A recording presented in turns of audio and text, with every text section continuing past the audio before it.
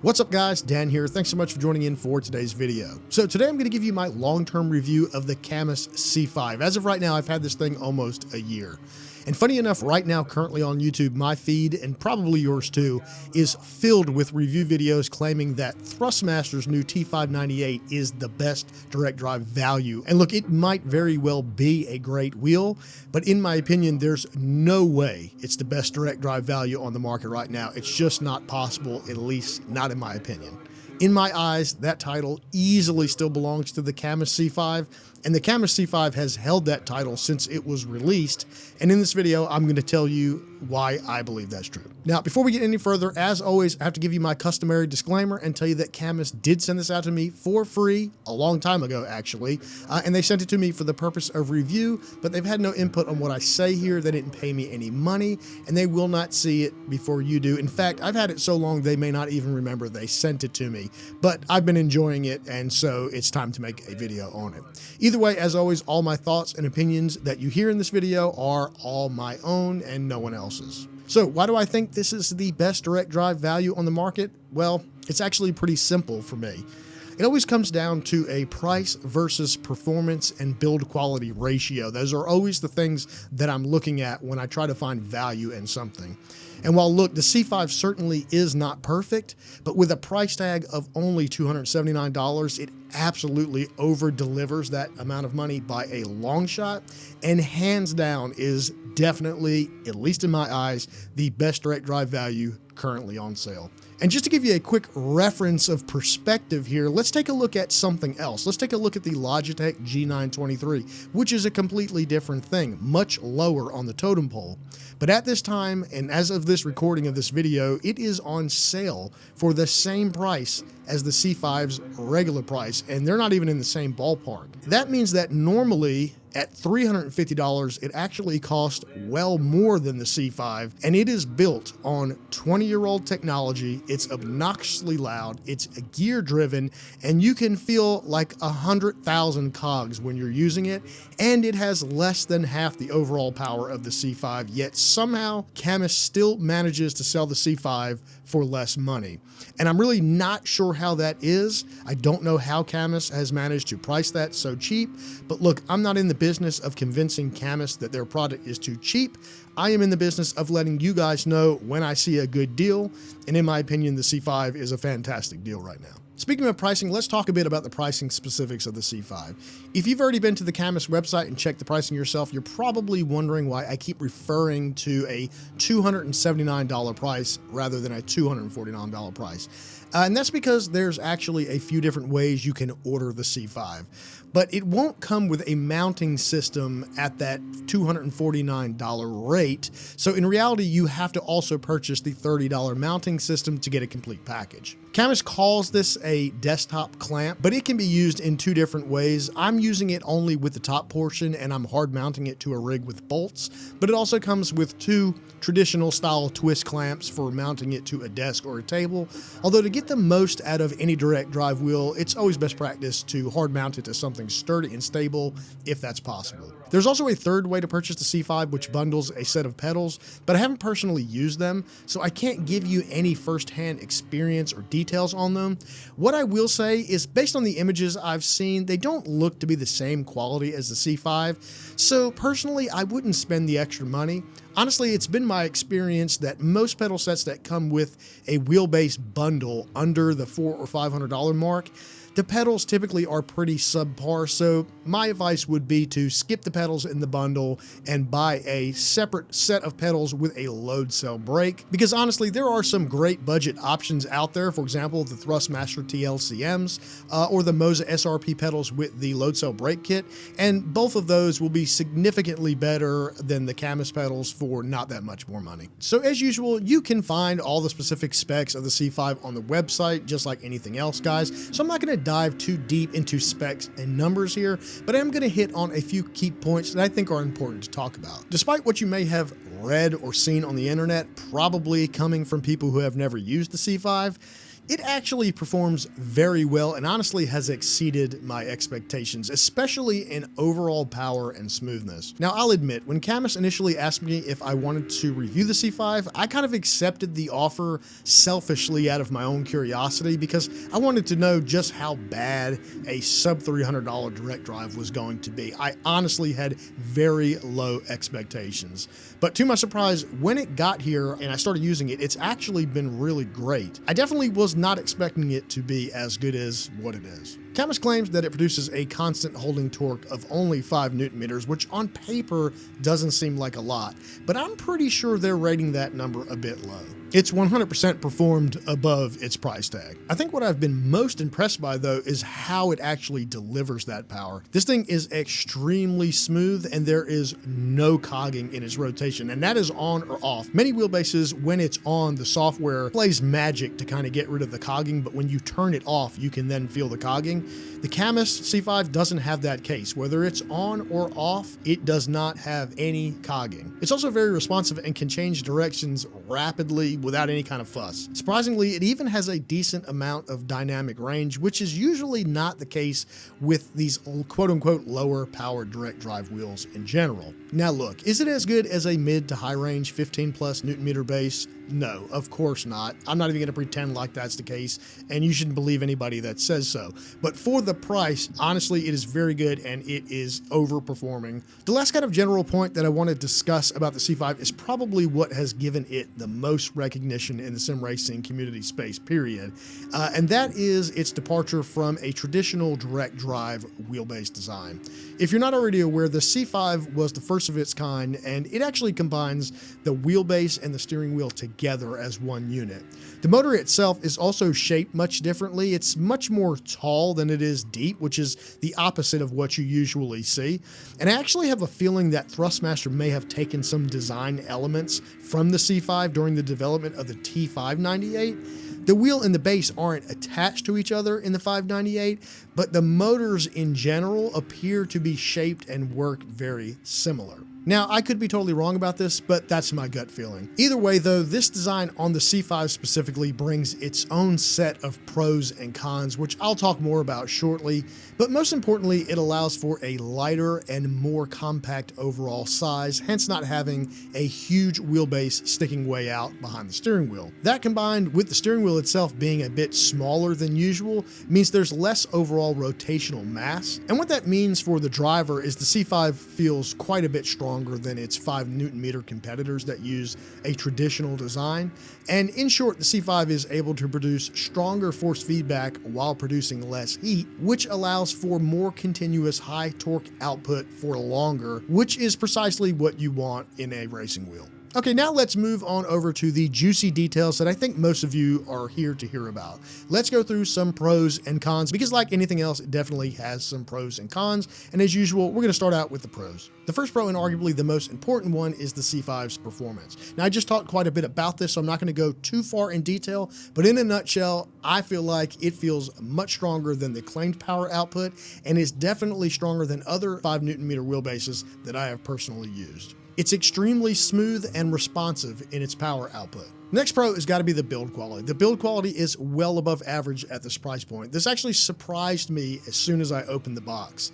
For the most part, everything feels very high quality, and just to be blunt, most wheelbases in this price range literally feel like toys, and the C5 definitely does not. Now, the LED lights and the digital screen aren't really standout features here, but they are still better than what I would expect at this price point, so they're still part of the pros here. Now, there is one exception to the build quality, but I will talk about that in the cons section. It's very quiet and virtually silent. The only exception to this is if you choose to install the included secondary fan, which is not required, but you probably should run it as a just in case. But if you do, it will make a very faint sound and it's barely noticeable, but it sounds similar to what a small PC fan would sound like, and best I can tell, it doesn't ramp up or ramp down, so it is just a minor constant sound that you hear if you really pay attention attention to it, but the base itself doesn't make any sounds during operation, so it's dead quiet. Next pro is that the base has no cogs or individual steps that can be felt. That's with it on or off. That is huge because that is very annoying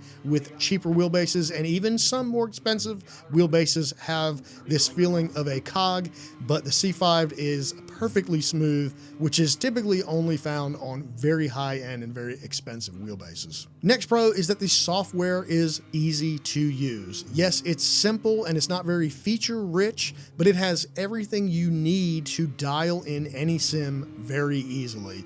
And honestly, most of the sims that I've tested, which is pretty much all of the main ones, have required little to no adjustments to feel perfectly great right out of the box. The one exception would be Race Room. I do have to apply a slight amount of damping to smooth out some of the hard curb hits, but to be fair, that's been my experience with almost every direct drive wheelbase in Race Room. All right, the next pro is that you can get your monitor extremely close to your steering wheel. Because the C5 doesn't have a traditional large separate base like all of the other ones do, you can slide your monitor very close right behind the steering wheel. And so the C5 and the C12, which is the slightly newer, more expensive brother of the C5, both of those are going to be fantastic options for people who really want that perfect field of view and they want to pull their monitor as close as possible. Next pro is there are plenty of buttons for mapping whatever you might need in sim. In total, there are 20 standard press buttons and 3 multi-position dials, and then 2 paddles on the back. And with the exception of the paddles, all of the buttons feel very good and have a nice tactile click when pressed. They all feel of very high quality. And the last pro is minor, but I still think it's a pro, so I'll mention it. It has a really nice stitched racing stripe at the top center of the wheel, and it really adds to the overall look and the quality feel. However, the one thing about it is I'm not 100% sure if you can actually pick the specific color you want. From what I can tell, it's kind of random, and the color you end up receiving is kind of based on whatever stock is available when you order. So be prepared to play the lotto on the color of your stripe. But mine is orange, for example, but I've also seen yellow, green, and red, and there may be some other colors that I just haven't personally run across, but I can't seem to find a way to specifically pick the color you get, so that's just something to keep in mind.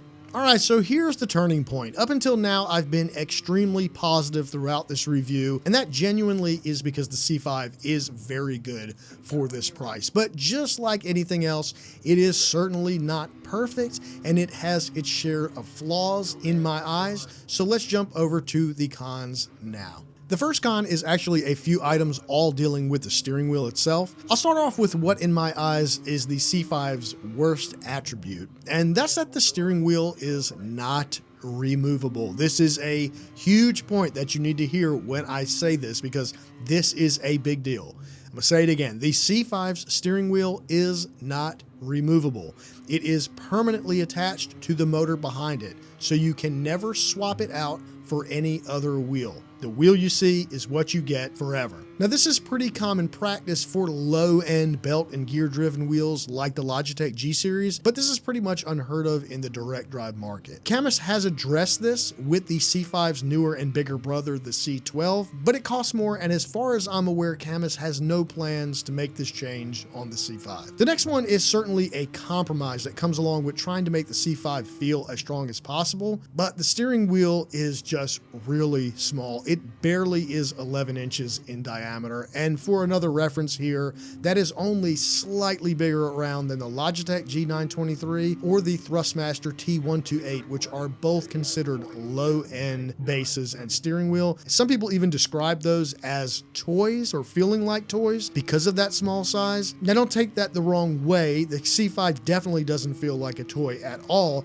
but it also wouldn't hurt if it was a little bit larger. I think personally I'd rather sacrifice a little less strength for a little larger round wheel, but again, that's a personal preference thing. And the last issue with the steering wheel really confuses me quite a bit, because the best I can tell, there is no real performance benefit from this choice that I can see. Cammus chose to go with a flat bottom steering wheel, instead of a completely round steering wheel here. But being that you can't remove it, I personally believe a better choice would have been a completely round wheel. In practice, flat bottom wheels just don't perform or work as well with certain types of racing. Rally and drifting are just a few of many examples of that. Whereas a completely round wheel would work decently well at everything. And since you can't remove the wheel, I just personally think a round wheel would have been a better overall choice. All right, moving on to the next con here. There is no official support for consoles.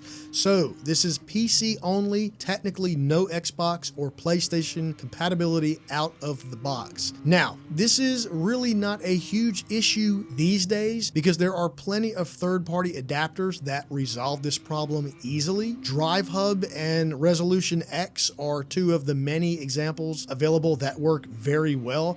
So technically no consoles are not supported, but in reality there are very easy ways around it. So technically it is not supported, but you can make it work. So this is not something that I personally make my decisions on steering wheels or wheelbases anymore, because there's always a fix for that. The next con is the exception that I mentioned earlier when discussing the build quality, and it's the paddle shifters. I'm just going to be honest, they kind of suck. They are extremely small. Sometimes I have a hard time finding them if the steering wheel is moving around and rotating quickly while I'm racing, and they also just feel pretty damn flimsy. And they're apparently bad enough that Cammus puts a second set in the box because they assume you're going to break them at some point. But to be fair, mine have always responded when I press them, and neither of them have broken yet. So it's a just in case, but this is definitely one component where they saved a lot on cost. Now the plus side is there's actually a decent amount of aftermarket options available, but it would be nicer if they were just a little bit better out of the box, even if it meant it upped the price $15, $20, $30. And the last con here is a big one,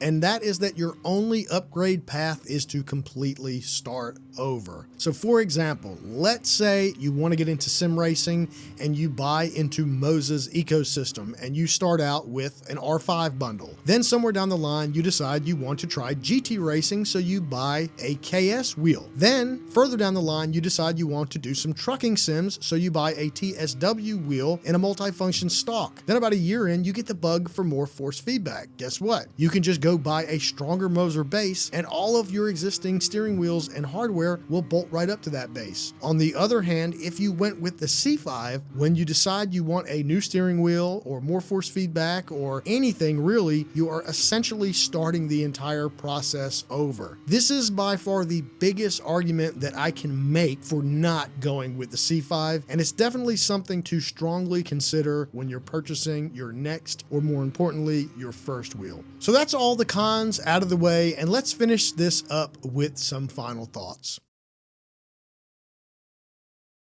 So do I think the C5 is a good value? Well, if you've made it this far into the video, you should already know the answer to that, and absolutely I think it is. And right now I believe it's still the single best value available at the moment for direct drives, but there are some caveats, and these are important. If you believe you might want to upgrade individual components over time, the C5 is probably not for you.